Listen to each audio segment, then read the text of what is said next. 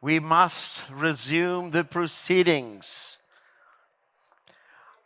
I think I will recommend to the ICA Congress Committee, the next one, to have a whip committee. Yeah. I think it's...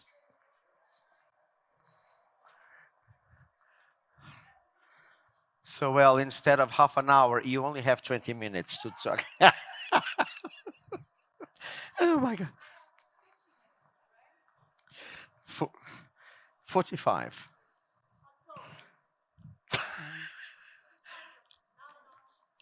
Actually, it says 40 here, so you can have 5 for Q&A. So, ladies and gentlemen, how many people? Oh, come on. You are here. So you are here, we can start. Well, just a little bit of a housekeeping for tonight.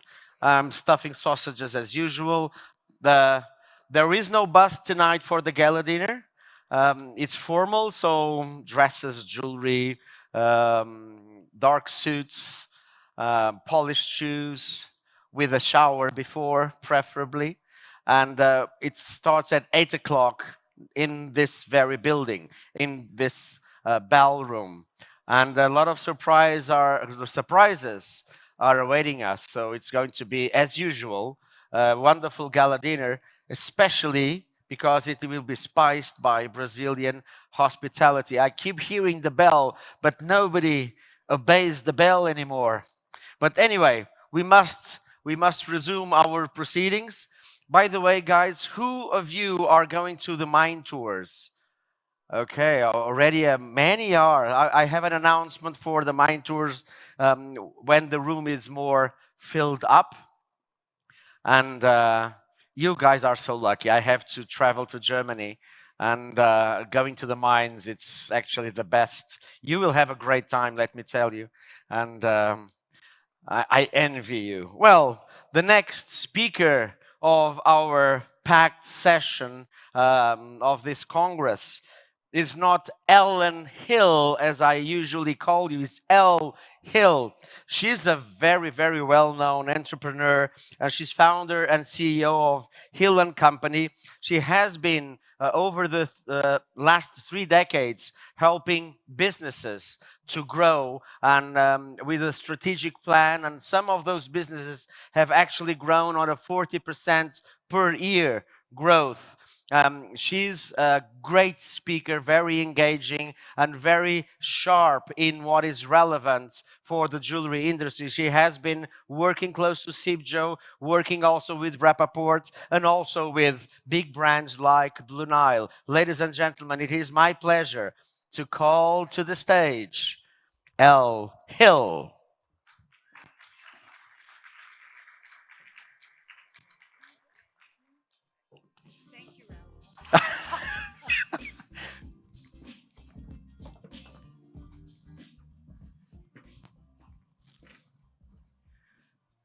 Hi. I am going to wait half a moment because I can tell that that bell lady is doing her job, but not a lot of people are listening to her. So I want to make sure that we have a moment before we begin so that everybody hears the start of the story, because it ties right back to the end of the story. And I don't want anyone to miss the beginning, Rui. It's really important, right? Okay. My name is Elle Hill. And I wanted a door. People ask me all the time, how did I start my now 30-year career in the diamond, gemstone, and jewelry business? And the answer is, I wanted a door. I had graduated from university, and I was living on the couch of my girlfriend on Flatbush Avenue in Brooklyn, in New York City, and a receptionist job or a job as a waitress was not going to get me a door in New York City. An employment agency sent me to Andon International. And the owner there, Ofer Azrieland, sold gem set jewelry to the major retailers in the American market. He could make upwards of 35% gross product margin easily, because he wasn't selling a product with a price list. He was selling gemstones when everyone else was chasing diamonds. And I learned something.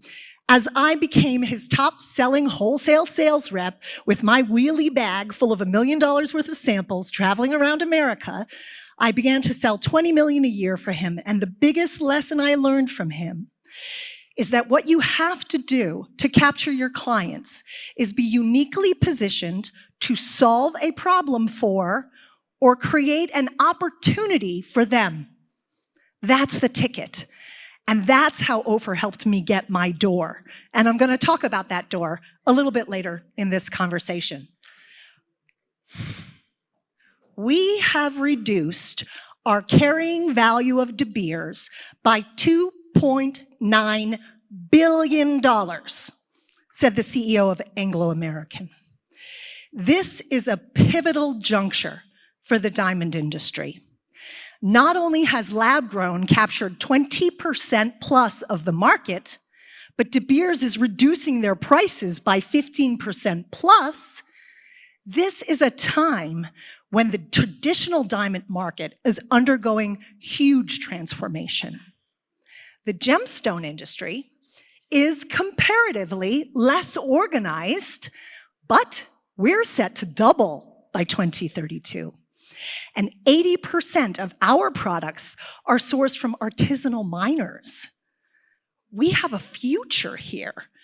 And the cracks in the diamond wall are not just their problems. They are the doorways to opportunities for the gemstone industry.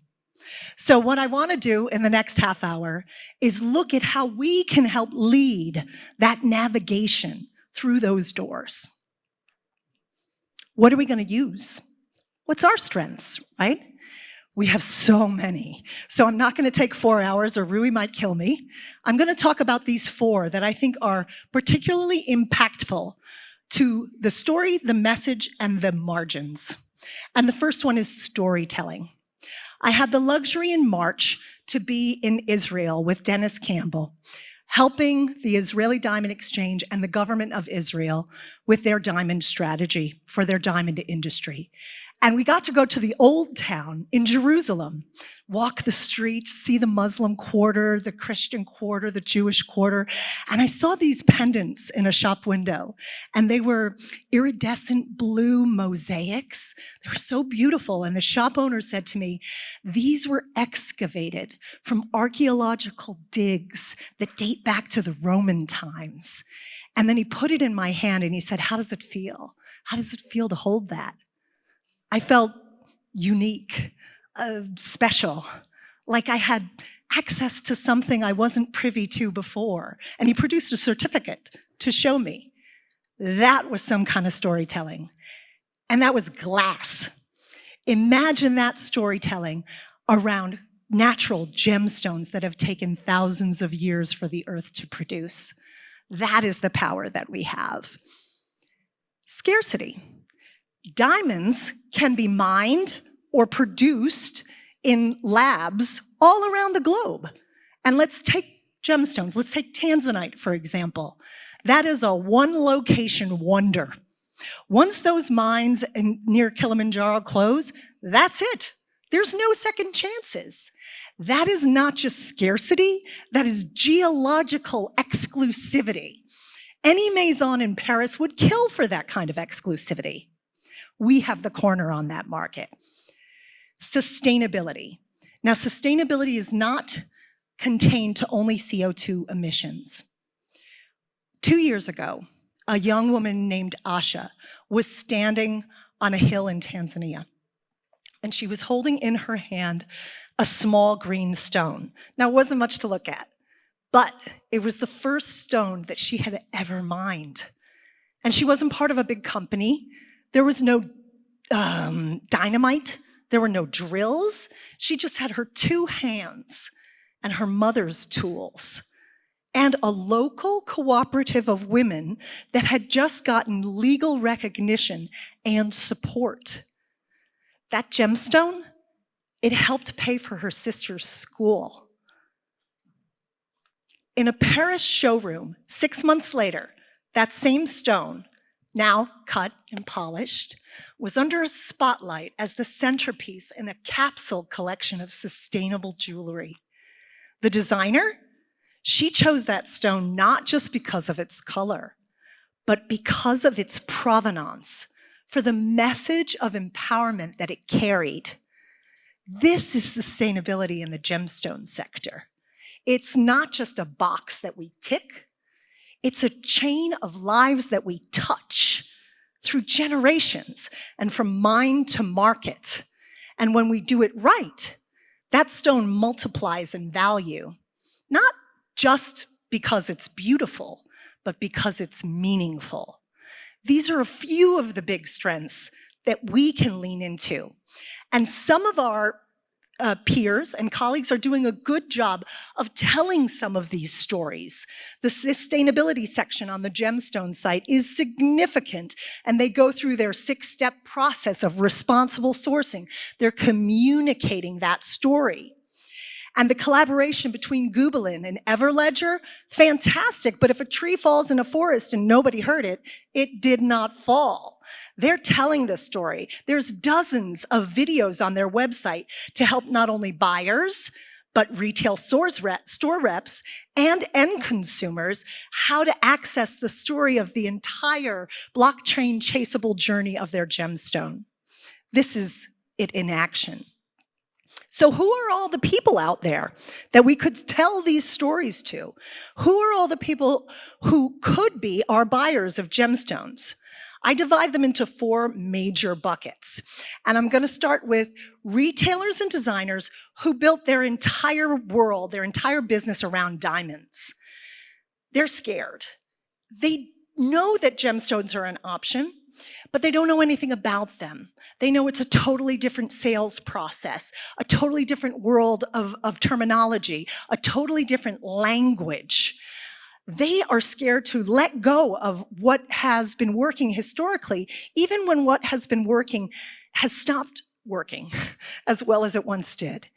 They need low risk, high support playbook for how to pivot into color gemstones. The young designers, they're excited. They come from fashion, e-commerce. They love to be different. They want something new. We could show them how to do that with color, but they don't know about pricing and they don't know about sourcing. So the vendors and manufacturers that give them access to all this information, they are going to have fierce loyalty from these buyers. The third bucket I like to refer to as the frustrated diamond buyer that really chased after lab grown. And they're fighting a price war every day. Their margins are deteriorating. Their consumers, their customers are confused, and the magic has gone. They want to be jewelers again.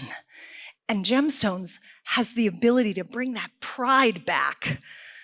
We can give them that opportunity. So they're there. They're hiding in plain sight. Why aren't they buying from us? It's not because, oh, actually, there's one more bucket I want to tell you about, and that's the non-traditional buyers. This is the most exciting one, actually. The non-traditional buyers of gemstones, right? So these could be holistic health retail organizations, fitness, gifting, fashion. They don't even know from diamond versus gemstone. They're non-traditional buyers, right? And they already sell to consumers that are driven by passion, driven by emotion. They're ripe for us, right? So why are all these buckets, or these 4 that I've referred to today, not buying gemstones? It's not because of lack of demand, and it's not because of lack of budget. What it is they don't think they're ready yet. Now I'm ready. They don't think they're ready yet. They think they don't know enough. They think they don't know how to source it. They think they're not sure how much inventory to take. They're not sure which stone should they use because they're used to repeatable stuff. Which shouldn't they use? So that's where we come in.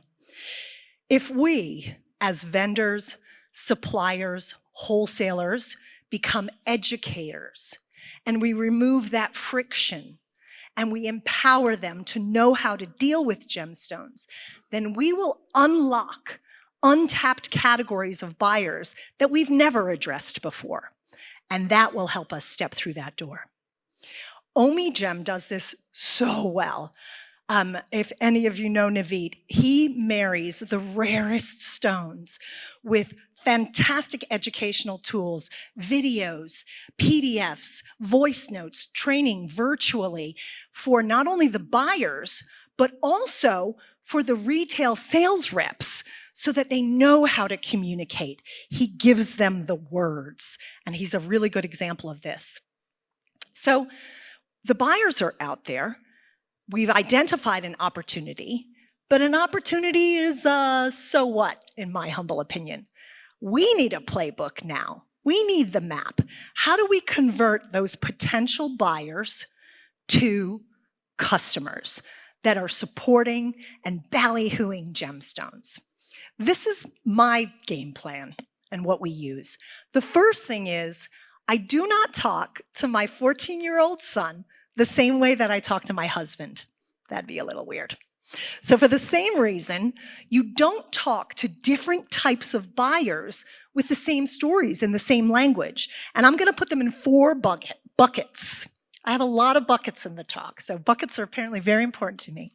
So legacy, luxury, gifting, and fashion. Oh, and don't worry, at the end there's going to be a QR code and you can get the entire slide deck if you want. So you don't have to take pictures if you don't want to, but if you do, I wore my dress.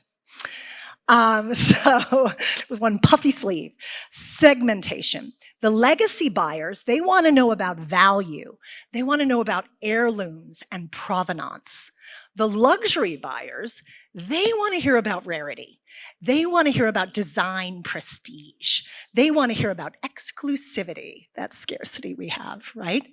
The gifting wants to hear about the symbolism, the personalization, the sentiments. And the fashion want to hear about the bold colors, you know, the hot pink shoes and the hot pink stone to match, right? They want to hear about fashion, trend relevance, and freshness. So tailor your pitch to the audience so that you're communicating in a way that matters to them. And then you can empower them. And empowered buyers buy more. Second, lean into stories. A stone without a story is an SKU. How sexy is that? What you have to lean into is every single time you're presenting someone with the option of a gemstone, you have to lean into the story that matches their segment and arm them with the messaging and the language around that story. A stone with a story is a reason to buy. Think of it as a bundle. Anytime you present a stone, it's not enough. It's like giving someone the wheel to a car, but not the rest of the vehicle, right? Make sure that you have a data sheet, a sourcing sheet, a usage suggestion, display suggestions even. Make sure that you give them the entire story. Sell-through support is the place where, in our experience at Hill & Co., most wholesalers let the retailers down, right? Everything we do, we should be thinking about the shoes of the person to whom we sell and solving all the problems that they might have in bringing our product to market. So you can't just ship them the inventory and wish them good luck.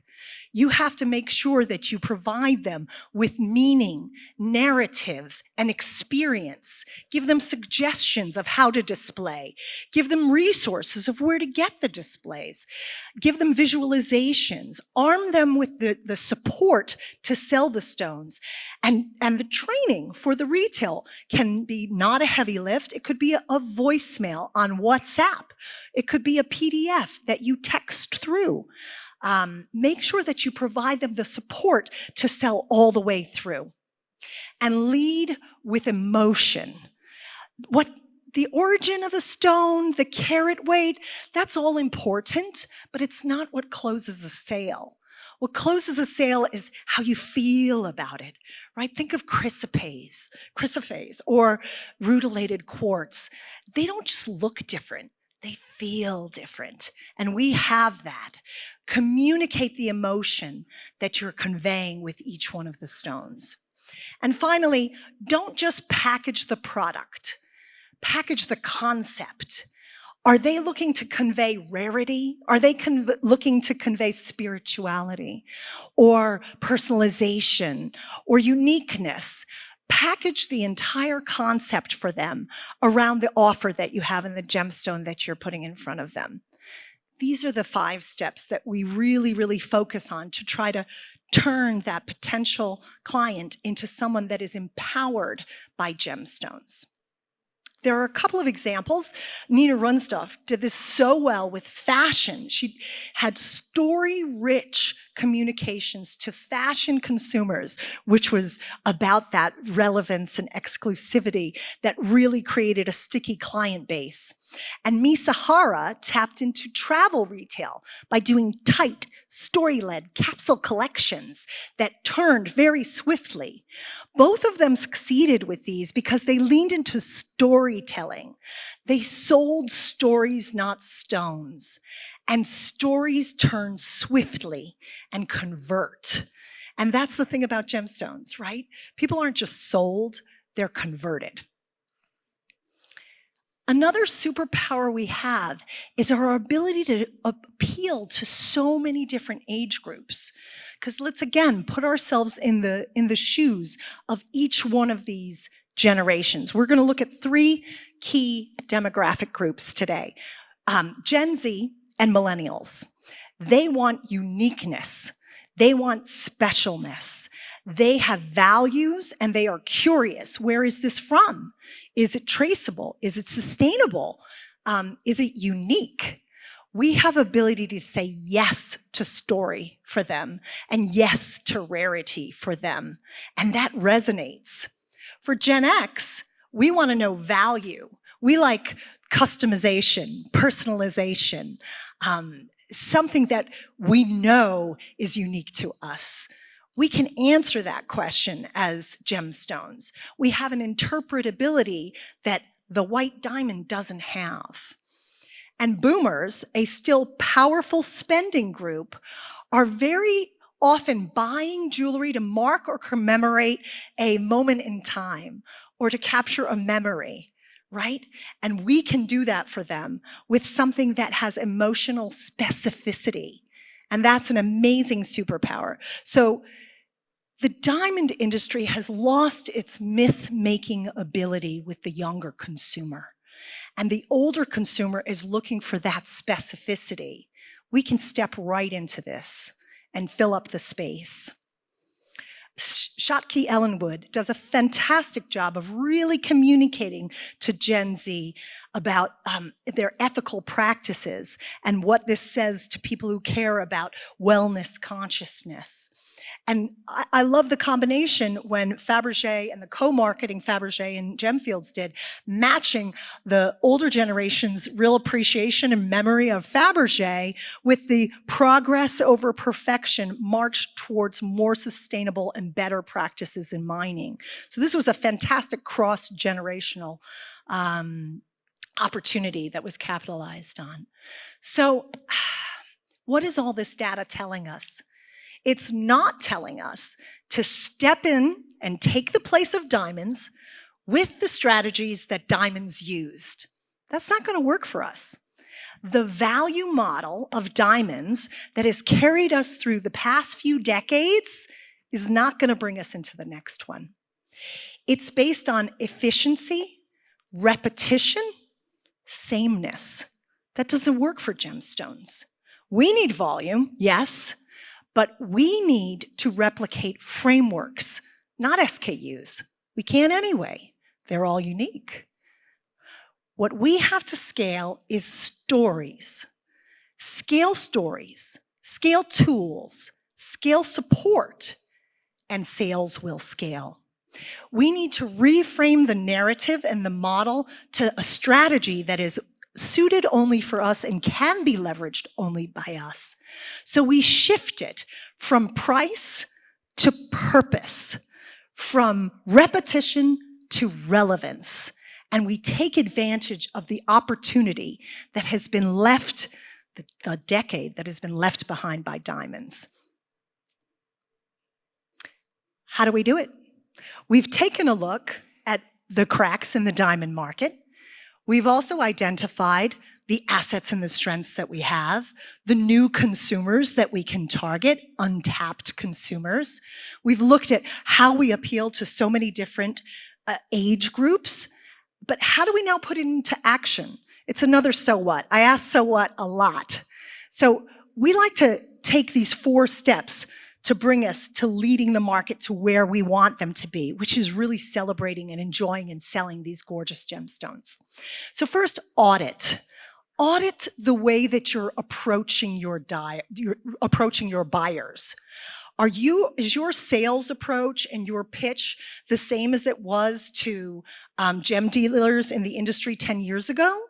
Are you making it possible for new buyers, like the ones we talked about today, to be able to say yes to gemstones?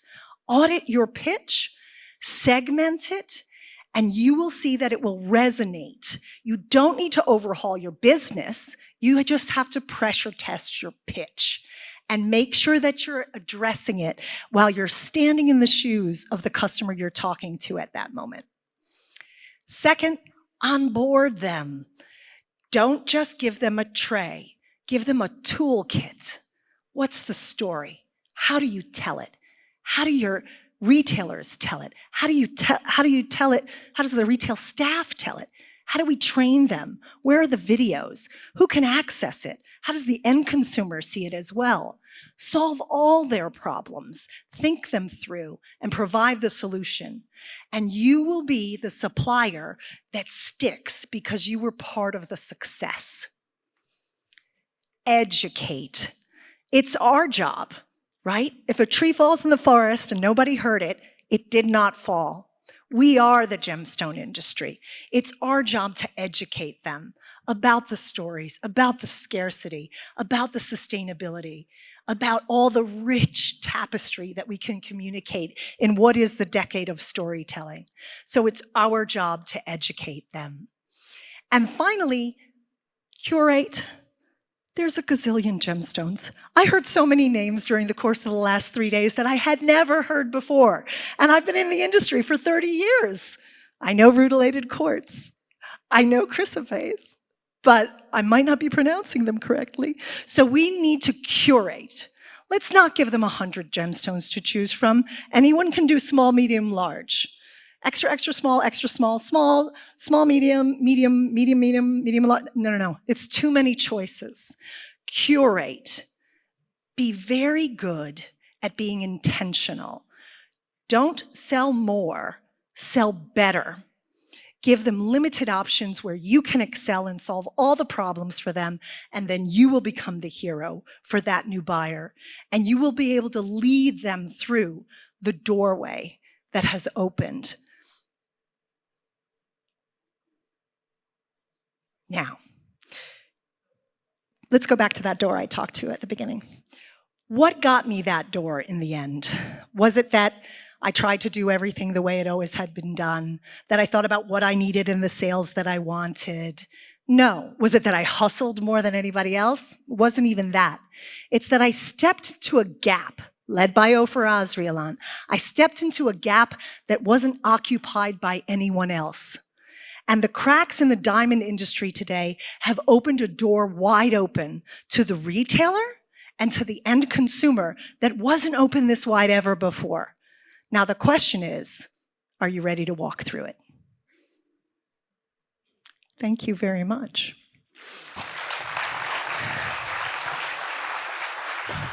Well, thank you very much, Elle. You got me on surprise because you saved time for questions, which is amazing because I'm sure everyone wants to hear more about, it's not about the product, it is much about the story.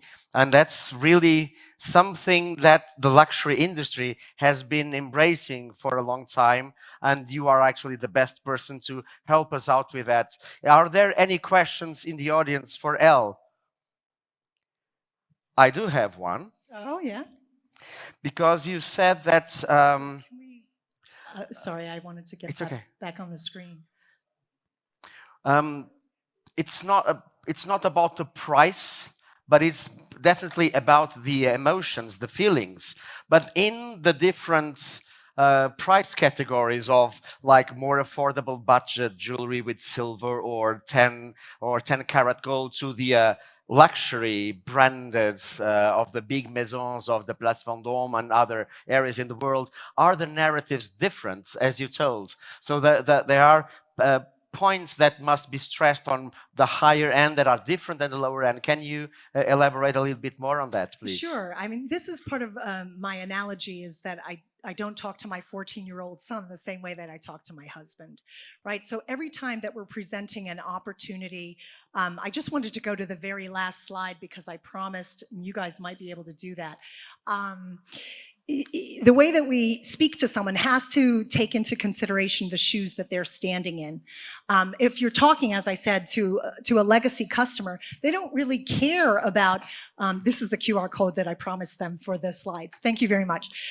They don't really care about symbolism. If you're talking to a fashion house, they care about exclusivity. They care about design prestige. You have to think about the things the problems that they're having, the solutions they need, and speak to that.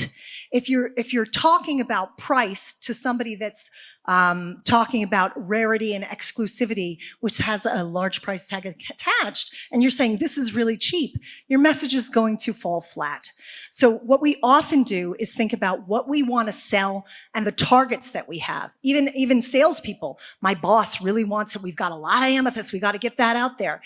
We can't think about what we want. We have to think about, what does the person who has the ability to write the purchase order need? What's the problem that they're facing in their business? How does something that I have, and it might not be the amethyst, how does something that I have solve that problem? And now let me tell them what the solution is, how they can implement it, how I can help them explain that implementation to their boss so they can write the PO, to their team in the retail stores so they can sell it, so that we get a complete buy-in, and also the credit for being uniquely positioned to solve a problem for the person who can sign the purchase order. So it would be fair to say that it is critical for a company to know who are they talking to? Who is their audience? Who is their target audience? Right, and this is an excellent question, and we talk about this a lot at Hill & Co. Is knowing what you need to sell and all the features and attributes of what you're selling, the price point of the carats, or how it can be cut, whether it can be cabochon or it can be faceted. That's interesting, but what really you need to do more of is research the businesses to whom you are selling. Deepen the relationship, initiate, and then deepen the relationship with the buyers to understand, what is their boss cracking the whip about? What are they nervous about? What struggles are they having? Research their business. What are they selling? What's not selling? Ask the right questions to get more information. Because if you don't know the problems that they're having, you can't solve them. You can't begin to give them a solution. So much more listening, much more research before you ever enter a store or a buying office with samples about what are their problems, what do you think they are. Bring it to the buyer before you even get there. Here's a presentation of what I saw on your website, in your store, and what I heard from your sales reps in the store. And here's 3 things, not more because we're curating, here's 3 things that might solve that problem for you. Or even before you get there, send it in a little PowerPoint and say, I think this is a problem you're having. Am I on to something? If not, no problem. I'll go back and I'll research you more, because I'm here to be uniquely positioned to solve a problem for you or create an opportunity for you. If it's ever about, I'm here to sell more rutilated quartz, you're sunk. Oh, yes. I've got more questions because, there is a question from the floor. Because let me tell you, Elle, she's really high level. So this is almost a very huge opportunity for you to ask your questions for free. Go ahead. Hi, I'm Prerna Makharia. So I've noticed that a lot of customers treat gems and jewelry as a piece of commodity, or before even buying it, they want to know the resale value of it. So how, as a trader or a jeweler, you change their mindset, or like what are the key elements to change their mindset? Okay, so the first thing is identifying. Are you talking to a 14-year-old or are you talking to your husband? Are you talking to a luxury retailer or are you talking to a big box? Their priorities are going to be totally different. So you have to first identify who you're talking to, and don't just assume you're right. Ask the questions. Take the time. Say their name. Everybody's favorite sound is their own name. And everybody likes to be asked questions about themselves and their problems and what they're facing that you can solve. So first, identify who you're talking to and ask questions and listen. Take notes and research. What are they facing? What is challenging them, or what's really working for them? So if they're automatically going to commodity, maybe there's a reason for that. Maybe that makes sense. And maybe you need to take a look at that product that's treated that makes sense for them, right? But if they're serving ultra high net worth individuals and they're haggling with you on price, talk to them about the rarity. Talk to them about the exclusivity. Talk to them about what you heard from them because you researched and you listened what's important to their consumer. Thank you very much.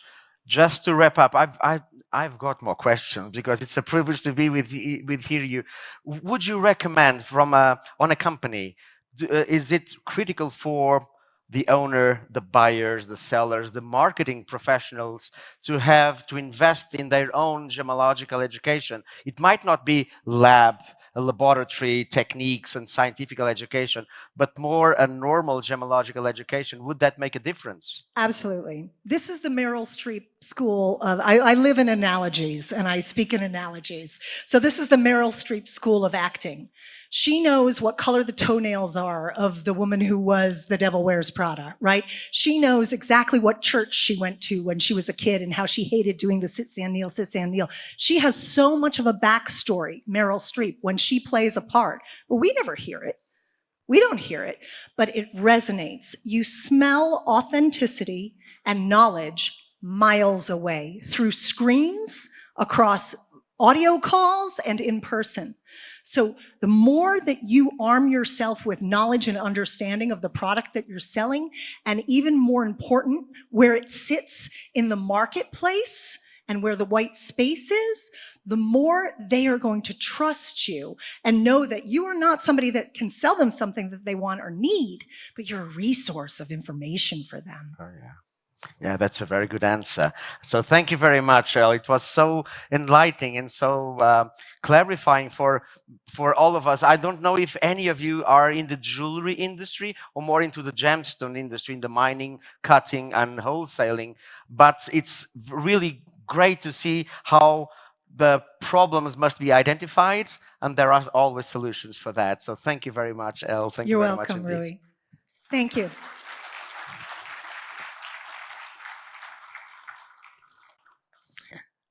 So, wow.